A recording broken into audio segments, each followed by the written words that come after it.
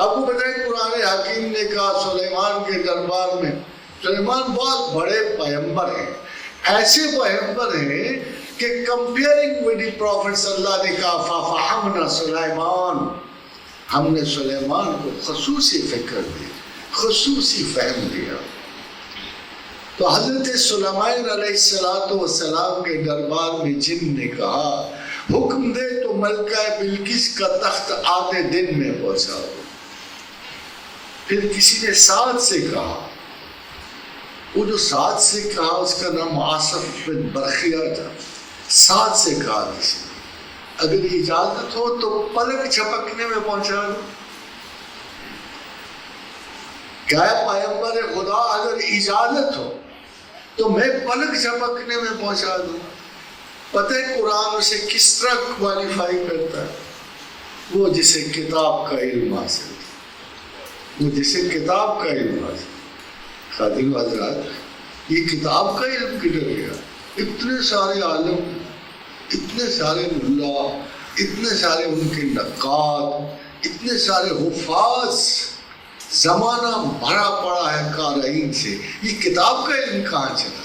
وہ کچھ اور کتاب پڑھتے تھے۔ لگتا ہے جناب علی کرم اللہ وجہہ نے کسی نے پوچھا، یا علی سنا کو فالتو قرآن بھی رکھا ہوا ہے آپ نے، کو زائد قرآن بھی تھا جو کسی اور کو نصیب نہیں ہوا اور خصوصاً اہل بیت کو عطا ہوا؟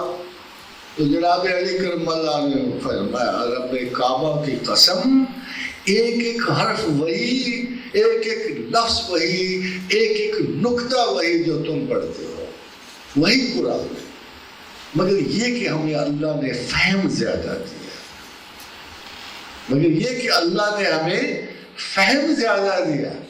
یہ فہم والا ایک شخص تھا، خطبہ دے رہا تھا بڑی دور کو 1400-1500 میل دور، مسلمان جنگ لڑ رہے، سپہ سالار کا نام تھا نعیم بن ساریہ۔ بڑی دور سے اس شخص نے دیکھا کہ مسلمان فوج میں گردش میں آ گئے، یہ تو تباہ ہونے کے بعد مدینے سے آواز دی اس صاحب خطبہ نے، یا ساریۃ الجبل، یا ساریۃ، اے نعیم بن ساریہ پہاڑ کو لو۔ نعیم بن ساریہ کہتے ہیں مجھے میدان جنگ میں امیر المومنین عمر بن خطاب کی آواز آئی، عمر بن خطاب کی آواز آئی کہ اے ساریہ پہاڑ کو پشت پہ لو۔ ہم پہاڑ کو نکل گئے اور ہمیں فتح نصیب۔